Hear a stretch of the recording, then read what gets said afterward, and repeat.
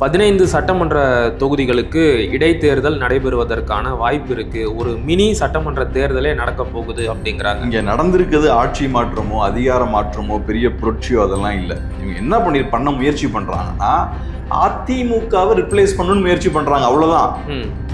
நேற்றைக்கு நிதியமைச்சர் வெளியிட்ட வெள்ளை அறிக்கையில் கூட நிறைய வருவாய் இழப்பு ஏற்பட்டிருக்கு, நாங்கள் வருவாயை பெருக்கிறதுக்கு ஊழல் இல்லாத நிர்வாகத்தை செய்வோம், லஞ்சம் லாவண்யத்தை மொத்தமாக ஒழிப்போம் அப்படிங்கிறாரு. இதை ஒரு பக்கம் பேசிக்கிட்டு ஊழல் வழக்கில் தொடர்புடைய ஊழல் குற்றச்சாட்டுகளுக்கு ஆளான முன்னாள் அமைச்சர்களை எல்லாம் தன்னுடைய கட்சிக்குள்ளே சேர்த்துக்கிறாரு. இவங்களையும் சேர்த்துக்கிட்டு இவர் எப்படி ஊழல் லஞ்சம் இல்லாத ஆட்சியை கொடுப்பாரு? நினைச்சது என்னன்னா ஒரு பெரிய அரசியல் மாற்றம் ஏற்படும் நினைச்சு நம்பி வாக்களிச்சாங்க. இவங்க ஆக்சுவலா என்ன பண்ணிருக்காங்கன்னா அதிமுகவை புதுப்பிக்கக்கூடிய வேலைகளில் ஈடுபட்டு இருக்காங்க. ஒரு புது அதிமுகவை இவங்க உருவாக முயற்சி பண்றாங்க. ஏன்னா இவங்களுக்கு அதிமுகவை பார்த்து பயம் இருக்கு. இந்த பிரச்சனைகள் இருக்கு, இதெல்லாம் பேஸ் பண்ணி நான் இந்த ஸ்டாண்ட் எடுக்கிறேன், இதான் என் கட்சிக்கும் நல்லது, இதான் என் சொசைட்டிக்கும் நல்லது, என்ன ஆனாலும் ரிவர்ஸ் போக மாட்டேன். நாளைக்கு அந்த ஸ்டாண்ட் எடுத்ததுக்கு அப்புறம் பிரச்சனை வந்தாலும் நான் எடுத்த ஸ்டாண்டுன்றதையும் நீங்க அங்கேயும் ஸ்ட்ராங்கா நிக்கணும். அப்பதான் உங்க கட்சி உங்க கண்ட்ரோல் இருக்குன்னு அர்த்தம். இது யாரோ ஒருத்தங்க வற்புறுத்துறாங்க, அவங்க அப்படி பண்ணிட்டாங்க, இவங்க இப்படி உங்களுக்கு என்ன இப்ப அதிகாரம் வேணும், அவ்வளவுதானே, போயிட்டு வர வேண்டியதானே. எதுக்கு இந்த பேச்செல்லாம் தேவையில்லாம? சோ நீங்க ஒரு மாற்றத்தை கொண்டு வரணும்னு நினைச்சீங்கன்னா நீங்க முதல்ல அந்த மாற்றமா இருக்கணும். இப்ப நீங்க நிஜமாவே மாற்றமா இருக்கீங்களா? அந்த மாதிரி நீங்க உட்கார்ந்து ரேட்டு பேசி அங்க ஆளை கூட்டு வந்துட்டீங்க, சோஃபா பாலிடிக்ஸ் பண்ணிட்டு இருக்கீங்க, அப்புறம் நீங்க என்ன மாற்றம்? நெற்றிக்கண் திறப்பினும் குற்றம் குற்றமே. நெற்றிக்கண் வலையொலி உறவுகளுக்கு வணக்கம். உங்களுடைய அன்பாலையும் ஆதரவாலையும் தான் நம்முடைய வலையொலி தொடர்ந்து இயங்கிட்டு இருக்கு. அதனால சேனலை புதுசா பார்க்குற உறவுகள் சப்ஸ்கிரைப் பண்ணிட்டு காணொலியை பாருங்க. காணொலிகள் பிடிச்சிருந்தா லைக் பண்ணுங்க, ஷேர் பண்ணுங்க, கமெண்ட்டும் பண்ணுங்க. இப்போ வாங்க காணொலிக்குள்ள போகலாம். நெற்றிக்கண் வலையொலி உறவுகளுக்கு வணக்கம். இன்றைய அரசியல் உரையாடலில் நம்முடன் இணைந்திருப்பவர் அன்பு அண்ணன் திரு கேப்ரியல் அவர்கள். வாருங்கள், அவருடன் பேசலாம். அண்ணே வணக்கம். வணக்கம். நலமா? நல்லா இருக்கு, நீங்க எப்படி இருக்கீங்க? நல்லா இருக்கிறேன். பரபரப்பான அரசியல் சூழல்ல சில முக்கியமான செய்திகளை பற்றி பேசி ஆகணும்.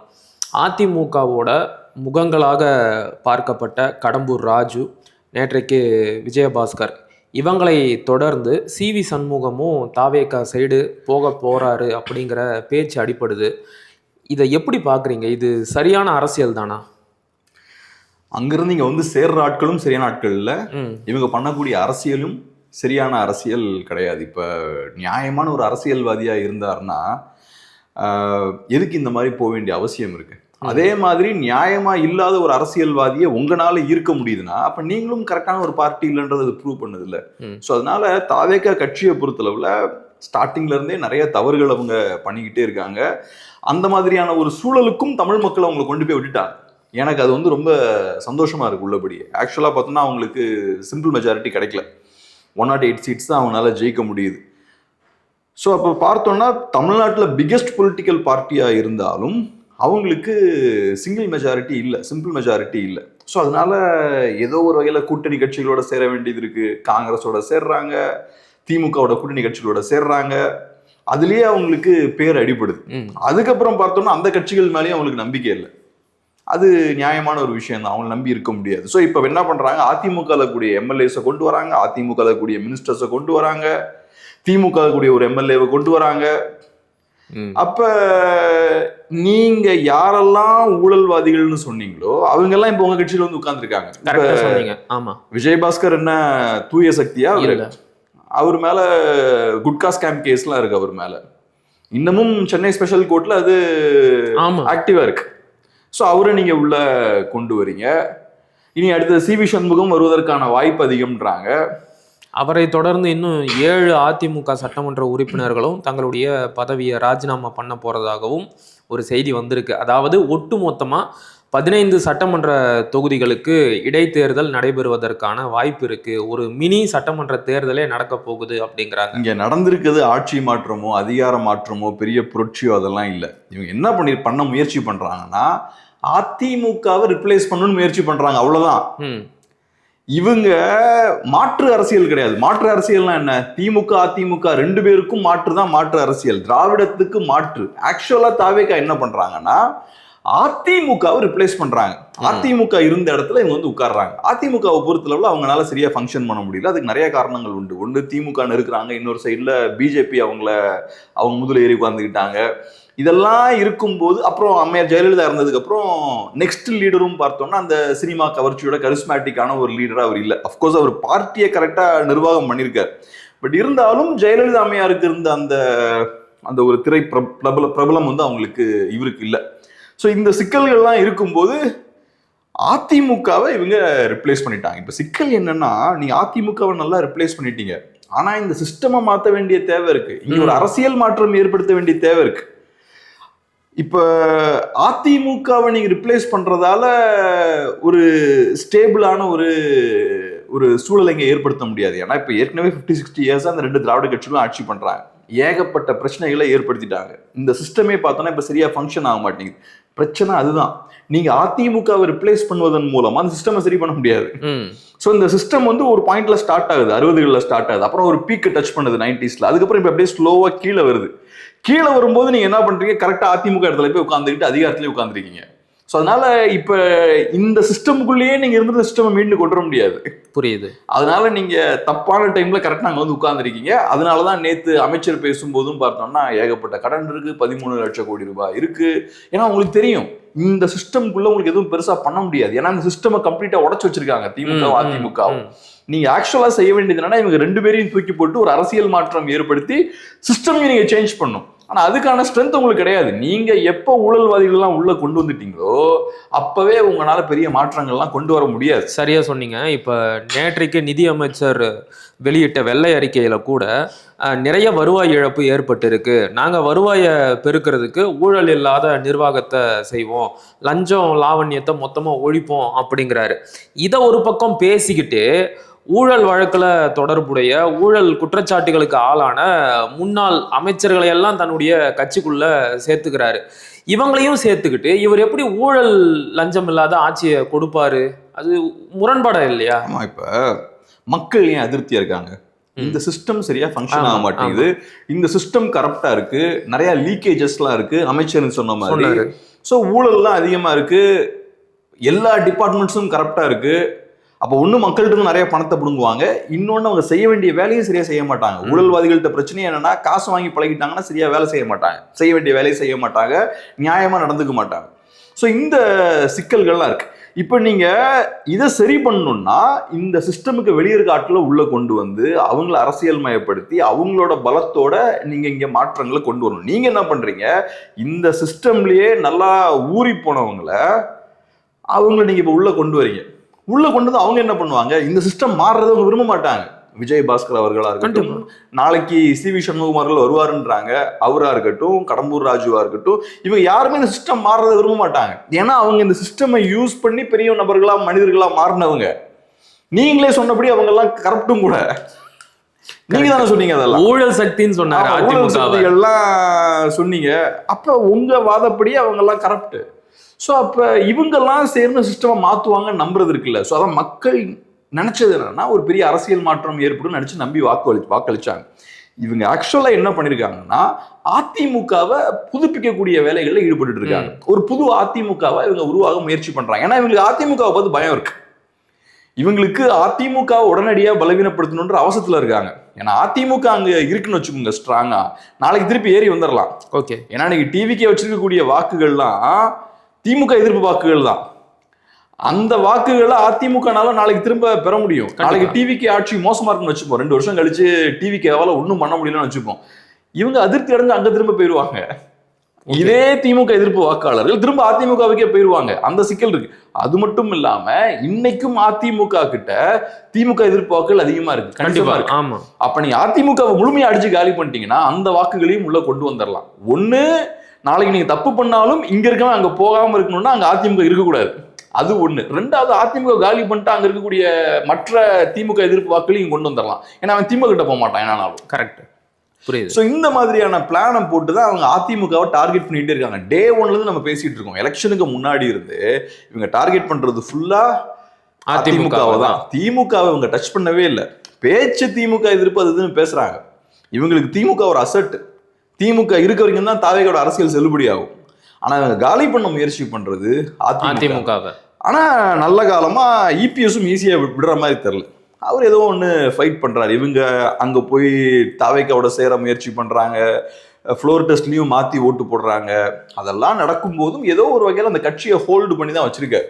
ஸோ அதனால டஃப்பான ஃபைட்டாக தான் இருக்கும் நினைக்கிறேன். என்னோட பாயிண்ட் என்னன்னா, அதிமுக களத்துல தம் கட்டி நின்றுட்டாங்கன்னா நாளைக்கு திருப்பி மீண்டு வரதுக்கு வாய்ப்பு இருக்கு. ஏன்னா இவங்க ஏகப்பட்ட சர்க்கஸ் காட்டுவாங்க, இவங்களால நினைக்கிற மாதிரிலாம் ஸ்மூத்தா போக முடியாது.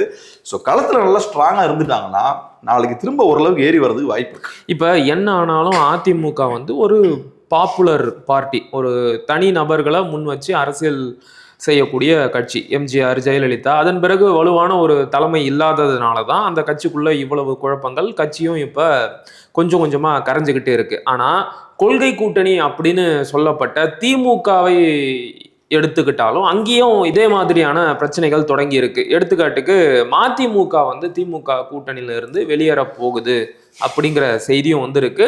வைகோ அவர்களுக்கு தாவேகா அரசோட டெல்லி தலைமைக்கான பதவியும் கொடுக்க போறதா சொல்றாங்க. இதை எப்படி பாக்குறீங்க? வைகோவுக்கு என்னாச்சு, மதிமுகவுக்கு என்னாச்சு? திமுகவை பொறுத்தளவுல திமுகவோட கூட்டணி கம்ப்ளீட்டா காணாம போயிடுச்சு. அது டே ஒன்லயே அடிச்சு காலி பண்ணிட்டாங்க திமுகவோட கூட்டணியை.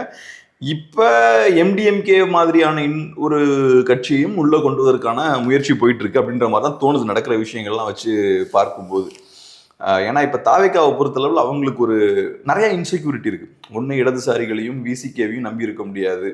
இடதுசாரிகள் திரும்புறதுக்கு எதிரான, இவங்களுக்கு எதிராக திரும்புறதுக்குலாம் நிறைய வாய்ப்புகள் இருக்கு. இன்னொன்னு, இப்போ அவங்களுக்கு பை எலெக்ஷன் ஃபேஸ் பண்றதுலயும் ஒரு கான்ஃபிடன்ஸ் இல்லை. கான்ஃபிடென்ட்டா இருக்கக்கூடிய ஒரு கட்சிக்கு நீங்க சொன்ன மாதிரி 15 சீட்ஸ்லாம் தேவையில்லை எக்ஸ்ட்ராவா. கான்ஃபிடென்ட்டா இருக்கக்கூடிய கட்சிக்கு நமக்கு எவ்வளவு சீட்ஸ் இப்ப தேவை? இப்ப தாவேகா கிட்ட 106 சீட் இருக்கு. விஜய் அவர்களோட ஒரு சீட் போயாச்சு, இவரு ஸ்பீக்கரோட ஒரு சீட் போயாச்சு, 106 சீட் இருக்கு. இன்னும் எக்ஸ்ட்ரா தேவை எவ்வளவு? 12 சீட் இன்னும் எக்ஸ்ட்ரா தேவை. அது காங்கிரஸ் 5 கொடுக்குறாங்க. ஸோ அப்ப அந்த 12ல இன்னும் 7 வேணும். அப்போ உங்களுக்கு ஒரு 7 போதுமே. பை எலெக்ஷன்ல 7ல 7 அடிச்சிடலான்ற நம்பிக்கை இருந்தா 7 போதும்ல உங்களுக்கு. 7 கூட தேவையில்லை. ஆக்சுவலா லெஃப்டோட 4 சீட் தான் உங்களுக்கு பிரச்சனை. ஏன்னா அவங்க உங்ககிட்ட அதிகாரத்தை பகிரல, நாளைக்கு அவங்க வெளியே போறதுக்கு வாய்ப்பு இருக்கு. ஸோ லெஃப்டோட 4 சீட் தான் உங்களுக்கு சிக்கல். அப்போ ஒரு 5 சீட் போதும். 5 எம்எல்ஏஸ் மட்டும் நம்ம திரும்ப நம்ம கட்சிகளை கொண்டு வந்துட்டோம்னா பிரச்சனையே இல்லை. ஆனா நீங்க பயப்படுறீங்க, பை எலெக்ஷன் ஃபேஸ் பண்றதுலயும் உங்களுக்கு சிக்கல் இருக்கு. நம்ம 5 பை எலெக்ஷன்ல 5 சீட்ஸ்ல போட்டிட்டு அதுல நம்ம 3 தோத்துட்டோம்னா, ஸோ அதனால சேஃபா இருக்கணும்னா ஒரு 15 எம்எல்ஏஸை உள்ள எழுப்போம், 15 எம்எல்ஏஸ் ரிசைன் பண்ணிட்டோம். அவங்க முடிஞ்ச அளவுக்கு அதிகமா டார்கெட் பண்ண முயற்சி பண்றாங்க. இப்ப அதிமுகல இருந்து இன்னும் நிறைய எம்எல்ஏஸ் வரதுக்கு வாய்ப்பு பண்றாங்க. எம்டிஎம்கே, அது எம்டிஎம்கே எம்எல்ஏஸே கிடையாது, அது திமுக. பட் ஓகே, அவங்க கட்சிக்காரங்க அவங்க. அதனாலதான் பிரச்சனையும் வந்திருக்கு. நாங்க ஏன் வந்து திமுகவோட சின்னத்துல போட்டி போடணும் அப்படின்னு திடீர் அதிருப்தி குரலை எழுப்பி இருக்கிறாங்க வைகோவும் அவருடைய மகனும். நீங்க தாங்க போட்டிட்டு இருக்கீங்க. இல்ல, நாங்க கேட்டோம், ஆனா எங்களை வற்புறுத்தி எங்க சின்னத்துல போட்டி போடுங்கன்னு சொன்னாங்க அப்படிங்கிறாங்க. உங்களை வற்புறுத்தி நீங்க என்ன அடிமை உலகத்திலேயே வாழ்ந்துட்டு இருக்கோம் நம்ம? உங்களுக்கு பிடிச்சா அங்க இருங்க, பிடிக்கலன்னா கிளம்பி போங்க. உங்களுக்கு அன்னைக்கு வேற விஷயங்கள் உங்களுக்கு பாசிட்டிவா பட்டுச்சு. நம்ம திமுகவோட பயணிச்சோம்னா, இந்த காம்ப்ரமைஸ்லாம் ஏத்துக்கிட்டு திமுகவோட பயணிச்சோம்னா நமக்கு நிறைய லாபங்கள் கிடைக்கும்னு அன்னைக்கு யோசிச்சிங்க. இன்னைக்கு திமுக தோத்ததுக்கு அப்புறம் தாவேக்கு அதிகாரத்தில் உட்கார்ந்துருக்காங்க. அதை விட இங்க லாபம் அதிகமா இருக்குன்னு இப்ப நீங்க இவங்களுக்கு சாதகமா பேசிட்டு இருக்கீங்க. உங்களுக்கு என்ன பெரிய கொள்கை கோட்பாடு? அவங்கள வற்புறுத்தி உங்களை ஒரு விஷயம் செய்ய சொல்றாங்கன்னா அதுல என்ன அரசியல் இருக்கு? அது பெரிய தன்மான இழுக்கு. எங்களால அப்படியெல்லாம் செய்ய முடியாதுன்னு முன்னாடியே சொல்லியிருக்கலாம். தேர்தல் முடிஞ்சு ரிசல்ட் எல்லாம் வந்த பிறகு தாவேக்கா ஆட்சி அமைக்கப்பட்ட பிறகு இதை சொல்றாங்கன்னா இது சந்தர்ப்பவாதமா தானே. ஒரு அரசியல் கட்சி தலைவர் எப்பவுமே ஸ்ட்ராங்கா பேசணும். நான் ஒரு முடிவு எடுத்தேன்னா முடிவுல ஸ்ட்ராங்கா இருப்பேன். ஒரு முடிவை எடுத்துட்டேன்னா அது என்னோட முடிவுன்றதுலயும் நான் ஸ்ட்ராங்கா இருப்பேன். இல்ல நாங்க வற்புறுத்தி எங்களை அங்க உள்ள கொண்டு வந்துட்டாங்க, எங்களுக்கு விருப்பம் இல்லாம நாங்க அங்க போனோம், அதெல்லாம் ஒரு தலைவருக்கு அழகே கிடையாது. ஒரு தலைவரா இருக்காருன்னா முதல்ல ஸ்ட்ராங்கான ஸ்டாண்ட் எடுக்கணும். இந்த கூட்டணி வேணுமா வேண்டாமா, வேணும்னு ஆயாச்சுன்னா ஸ்ட்ராங்கா நிக்கணும். அதுக்கப்புறம் உங்ககிட்ட ஏன் கூட்டணி வச்சீங்கன்னு கேட்டா நான் முடிவு பண்ணேன், நான் ஸ்ட்ராங்கா அந்த முடிவை எடுத்தேன். நீங்க இப்படி வீக்கா பேசுறீங்கனாலே உங்க கட்சியும் உங்களோட முடிவுகளும் உங்க கையில இல்ல, வேற யாரோ உங்க முடிவை தீர்மானிக்கிறாங்கன்னு அர்த்தம். இப்ப நீங்க சொல்றீங்கல்ல எங்களை வற்புறுத்தி பண்ணிட்டாங்க, நம்ம அதிகாரம் யார் கையில இருக்கு? உங்க கட்சியை யார் கண்ட்ரோல் பண்றா? இப்ப திமுக தான் என் கட்சியை கண்ட்ரோல் பண்றாங்க, என்கிட்ட ஒரு அதிகாரமும் இல்லைன்றதை நீங்க பப்ளிக்கா சொல்றீங்க. அது உங்களுக்கு தான் அசிங்கம். ஒரு தலைவர் வாயிலிருந்து அப்படியான பேச்சுக்களே வரக்கூடாது. திருமாவளவன் அவர்களும் நேத்து பேசுறாரு. இந்த பிரஸ் மீட்ல பேசும்போதும் பார்த்தோம்னா எனக்கு இதுல உடன்பாடு இல்லை, ஆனா கட்சி தோழர்கள் சில பேர் வந்து தாவேக்காவோட போகணும், நம்ம அமைச்சரவையில இடம் பெறணும்னு அவங்க சொல்றாங்க. அப்போ உங்க ஸ்டாண்டு கரெக்டா? எந்த ஸ்டாண்டு கரெக்ட் சார்? நீங்க எடுக்கிற ஸ்டாண்டு கரெக்டா? உங்க கட்சி தோழர்கள் எடுக்கிற ஸ்டாண்டு கரெக்டா? எது கரெக்டோ அதுல சாலிடா நிக்கணும். நீங்க ஒரு ஸ்டாண்ட் எடுப்பீங்க, அப்புறம் கட்சி தோழர்கள்லாம் வேற ஒரு ஸ்டாண்ட் எடுப்பாங்க, அப்புறம் அவங்க எல்லாம் சேர்ந்து வற்புறுத்தணும்னு நீங்க அப்படியே அந்த பக்கம் போயிருவீங்க. இது ஒரு தலைவருக்கு அழகே கிடையாது. ஒரு தலைவர்னா எப்படி இருக்கணும்னா ஸ்ட்ராங்கா ஒரு ஸ்டாண்ட் எடுக்கணும். இந்த பிரச்சனைகள் இருக்கு, இதெல்லாம் பேஸ் பண்ணி நான் இந்த ஸ்டாண்ட் எடுக்கிறேன், இதான் என் கட்சிக்கும் நல்லது, இதான் என் சொசைட்டிக்கும் நல்லது, என்ன ஆனாலும் ரிவர்ஸ் போக மாட்டேன். நாளைக்கு அந்த ஸ்டாண்ட் எடுத்ததுக்கு அப்புறம் பிரச்சனை வந்தாலும் நான் எடுத்த ஸ்டாண்டுன்றதையும் நீங்க அங்கேயும் ஸ்ட்ராங்கா நிக்கணும். அப்பதான் உங்க கட்சி உங்க கண்ட்ரோல் இருக்குன்னு அர்த்தம். இது யாரோ ஒருத்தங்க வற்புறுத்துறாங்க, அவங்க அப்படி பண்ணிட்டாங்க, இவங்க இப்படி உங்களுக்கு என்ன இப்ப அதிகாரம் வேணும்? அவ்வளவுதானே, போயிட்டு வர வேண்டியது. எதுக்கு இந்த பேச்செல்லாம் தேவையில்லாம? சரி, இப்ப ஒரு பக்கம் வந்து விஜய் திமுக கூட்டணியை மொத்தமா உடைச்சிட்டாரு, இன்னொரு பக்கம் அதிமுகவை கொஞ்சம் கொஞ்சமா கரைச்சிக்கிட்டு இருக்கிறாரு. அதிமுகவோட ஃபேஸா இருந்தவங்களை எல்லாம் இப்ப தான் கட்சிக்குள்ள சேர்த்துக்கிட்டு இருக்கிறாரு. ஆரம்பத்துல இருந்தே விஜய நாம குறைச்சி மதிப்பிட்டுட்டோமோ?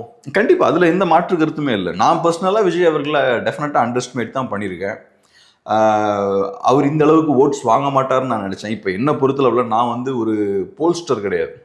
இந்த எலெக்ஷன்ஸை ப்ரெடிக்ட் பண்றது, சர்வே எடுக்கிறது அது என் வேலை கிடையாது. ஆனா ஒவ்வொரு தமிழ்நாட்டில் ஒவ்வொரு சாமானியனுக்கும் ஒரு பார்வை இருக்கும். யார் ஜெயிப்பாங்கன்னு நீங்க கேட்டீங்கன்னா இல்ல இவங்க தான் ஜெயிப்பாங்க, அவங்க தான் ஜெயிப்பாங்க ஒருத்தவங்களும் சொல்லுவாங்க. அவங்க யாருமே சர்வே எல்லாம் எடுத்துருக்க மாட்டாங்க. ஸோ எல்லா தமிழர்களுக்கும் ஒரு பார்வை இருக்கும் எலெக்ஷன் டைம்ல. அதே மாதிரி எனக்கும் ஒரு வியூ இருந்தது. என்டிகே கொஞ்சம் டஃபா இருக்கும்னு நான் சொன்னேன். டிவிகேவை பொறுத்தளவில் ஒரு ஃபர்ஸ்ட் நான் என்ன நினைச்சேன்னா ஒரு அரௌண்ட் 10% ஓட் வரும்னு நினைச்சேன். அப்புறம் எலெக்ஷன் டே வந்தது இல்லை, ஓட் போட்ட அன்னைக்கு எனக்கு ஓரளவுக்கு பார்க்க முடிஞ்சது, நல்ல ஒரு ரிசப்ஷன் இருந்தது. அதுக்கப்புறம் என் நம்பர்ஸை கொஞ்சம் இன்க்ரீஸ் பண்ணேன். அரௌண்ட் 15 to 20% டிவிகே ஸ்கோர் பண்ணுவாங்க. ஏன்னா சுற்றி இருக்கவங்க நிறைய பேர் டிவிகே ஓட் போட்டுன்னு சொன்னாங்க என்கிட்ட. அந்த ஒரு எனர்ஜி என்னால் ஃபீல் பண்ண முடிஞ்சது. ஆனால் நான் சர்வே எல்லாம் எடுக்கல. இப்போ என்னோட பாயிண்ட் என்னன்னா, நான் ஒரு போல்ஸ்டர் கிடையாது. இந்த எலெக்ஷன் ரிசல்ட்ஸை ப்ரெடிக்ட் பண்றது, பயங்கரமா கணிக்கிறது, அது என்னோட வேலையே கிடையாது. நான் செய்ய முயற்சி பண்ணது என்னன்னா, ஒரு கட்சியோட அரசியல் கரெக்டா தப்பா, டிவிகேவோட அரசியல் தப்பு, அதனாலதான் நான் டிவிகே அப்போஸ் பண்ணது. இப்ப டிவிகே ஜெயிப்பாங்களா தோப்பாங்களா, அண்டர்ஸ்டிமேட் பண்ணிட்டியா ஓவர் எஸ்டிமேட் பண்ணிட்டியா, அதெல்லாம் பிரச்சனை கிடையாது. அது செகண்டரி. நான் டே 1ல கட்சி ஆரம்பிச்ச அன்னையில இருந்தே நான் டிவிக்கு எதிரான ஒரு ஸ்டாண்ட் தான் எடுத்திருக்கேன். இன்னைக்கும் அந்த ஸ்டாண்ட்ல ஸ்ட்ராங்கா தான் இருக்கேன். அது காரணம் அந்த கட்சி சரியான கட்சி இல்லை. ஸோ அதனால கேப்ரியலோட கணிப்பு தவறிடுச்சு, அது விஷயம் கிடையாது. நான் என்ன ஜோசியக்காரனா என்ன? என்னோட பாயிண்ட் என்னன்னா, ஒரு தவறான கட்சி கையில அதிகாரம் இருக்கக்கூடாது. அதனாலதான் நான் அன்னைக்குமே அந்த கட்சியை அப்போஸ் பண்ணேன். டிவிகே ஜெயிச்சாலும் தோத்தாலும் நான் அந்த கட்சியை சப்போர்ட் பண்றது அது தீர்மானிக்காது. நான் அந்த கட்சியை அப்போஸ் பண்ணதை தீர்மானிச்ச விஷயம் எதுனா, அந்த கட்சிக்கு வந்து அரசியல் சரியில்லை, அவங்க ஜெயிக்கிறது தோக்குறது கிடையாது, அது வேற ஒரு கேம். என் என்டிகே இது வரைக்கும் ஜெயிச்சதே கிடையாது, நான் எதுக்கு என்டிகேவை சப்போர்ட் பண்ணேன்?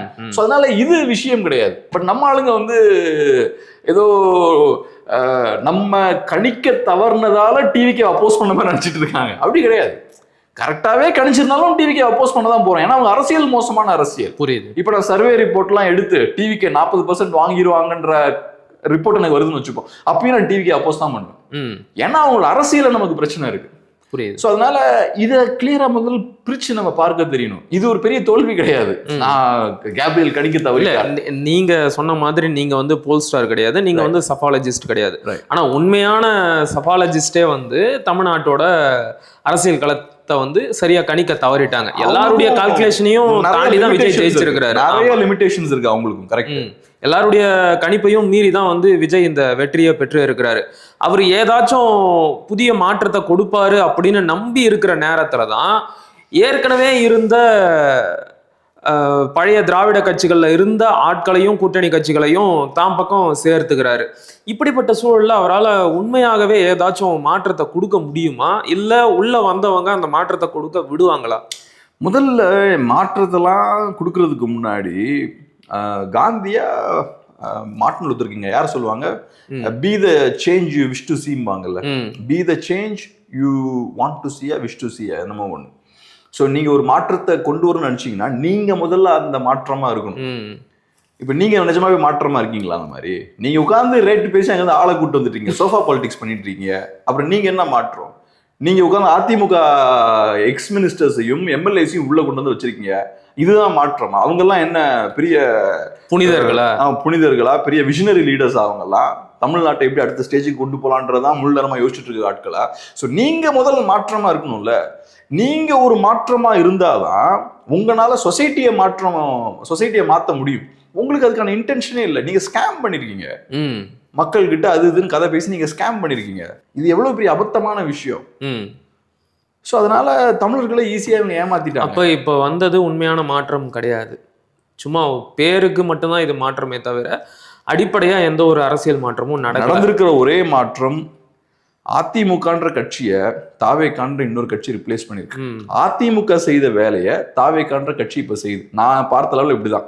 இதான் எலெக்ஷனுக்கு முன்னாடி வரைக்கும் பாஜக ஆதரவாளர்கள் எல்லாம் பயங்கரமா தாவேகாவை எதிர்த்து பேசிக்கிட்டு இருந்தாங்க. இன்னைக்கு பார்த்தா பாஜக ஆதரவாளர்கள், அதிமுக ஆதரவாளர்கள்லாம் ஏத்துக்கிறாங்க தாவேகாவை, நிறைய பேர் ஏத்துக்கிறாங்க. ஆமா, விஜயபாஸ்கரே கூட தாவேகாவிற்கு போகட்டுமா அப்படின்னு அவருடைய ஆதரவாளர்கள் கிட்ட வீடியோ கால்ல கேட்கிறாரு. அவங்க உற்சாகமா போங்க அப்படிங்கிறாங்க. அப்ப இத்தனை நாளா நீங்க ஒரு கட்சியில இருந்தீங்களே, அந்த கட்சியோட கொள்கை என்னாச்சு, கோட்பாடு என்னாச்சு? ஒரே நாள்ல எல்லாத்தையும் போட்டு போயிட்டீங்க. அதான் பிரச்சனையே. அந்த கட்சி கொள்கை கோட்பாடெல்லாம் இல்லாததான் பிரச்சனையே. அந்த கட்சியோட ஒரே அரசியல் திமுக எதிர்ப்பு தான். இன்னைக்கு பாஜக காரங்க எப்படி விஜய் ஏத்துக்கிறாங்க? திமுகவை எதிர்க்கிறாரு. திமுக எதிர்க்கிற அவ்வளவுதான். இதுக்கு முன்னாடி அவங்க அதிமுகவையும் அதனாலதான் சப்போர்ட் பண்ணாங்க. அவங்களுக்கு அது பேர் என்ன, பாஜக மேலதான் உண்மையான பற்று மேபி இருக்கலாம். பட் இருந்தாலும் யதார்த்த அரசியல்ல திமுகவை கவுண்டர் பண்ணணும்னா எனக்கு ஒரு ஸ்ட்ராங்கான ஒரு ஆன்டி டிஎம்கே பார்ட்டி வேணும். அந்த வேலையை தாவேகா பண்றாங்க. இதே ஆட்கள் ஒரு 10 வருஷத்துக்கு முன்னாடி ஜோசப் விஜயன் பேசிட்டு இருந்தாங்க. 10 வருஷம் கூட இல்ல, இப்பதான் ஒரு மெர்சல் படம் வந்தபோது 7-8 வருஷம் ராஜா தான் அதை தொடங்கி வச்சாரு. இன்னைக்கு எனக்கு பார்த்து ஆச்சரியமா இருக்கு. நயனார் நாகேந்திரன் மேபி தாவேகாவை அட்டாக் பண்ணலாம். ஆனா பாஜக ஆதரவாளர்கள் நிறைய பேர் நான் பாக்குறேன், அவங்க தாவேகாவை சப்போர்ட் பண்றாங்க. தாவேகா ஒன்றும் பெரிய நெகட்டிவ் ஃபோர்ஸா பார்க்கல. ஏன்னா அவங்க சைட்ல இருந்து பாருங்க, அவங்களோட மெயினான எதிரி யாரு? திமுக தான். ஆமா. அப்ப திமுகவையும் எதிர்த்துட்டு தாவேகாவை எதிர்க்க முடியாது. அப்ப இங்க இருக்கக்கூடிய 2 பிரதான கட்சிகளை நீங்க எதிர்க்கிறீங்க. அப்ப இது 2ல ஒண்ணுதான் நீங்க சூஸ் பண்ணணும். அப்ப என்ன பண்றாங்க, ரைட் நம்ம திமுக ஓரம் வச்சுட்டு தாவேகாவை சப்போர்ட் பண்ணலான்னு போயிட்டாங்க.